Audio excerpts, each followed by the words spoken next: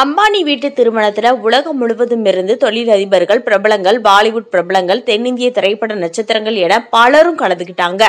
இதனையடுத்து திருமணத்தின் 2வது நாள் நிகழ்ச்சியான மணமக்களை ஆசீர்வதிக்கும் சுப் ஆசீர்வாத் நிகழ்ச்சி நடந்துச்சு. இந்த நிகழ்ச்சியில பிரதமர் நரேந்திர மோடி கலந்துகிட்டு மணமக்களை வாழ்த்தினாரு. முன்னாள் இங்கிலாந்து பிரதமர்கள் டோனி பிளேயர் மற்றும் போரிஸ் ஜான்சன் ஆகியோரும் இந்த விழாவில் கலந்துகிட்டாங்க. இது தவிர பாலிவுட்டை சேர்ந்த ஆலியா பட், ரன்பீர் கபூர், மாதுரி தீட்சித், நடிகர் ஷாருக் கான், கௌரி கான், சுஹானா கான், நடிகை ராஷ்மிகா, ஐஸ்வர்யா ராய், ஜான்வி கபூர், விக்கி கௌஷல், கேத்ரினா கைப், சல்மான் கான், பிரியங்கா சோப்ரா, ஹேமா மாலினி, பவன் கல்யாண், சிராக் பஸ்வான், சந்திரபாபு நாயுடு, அனன்யா பாண்டே உட்பட பலர் கலந்துகிட்டாங்க.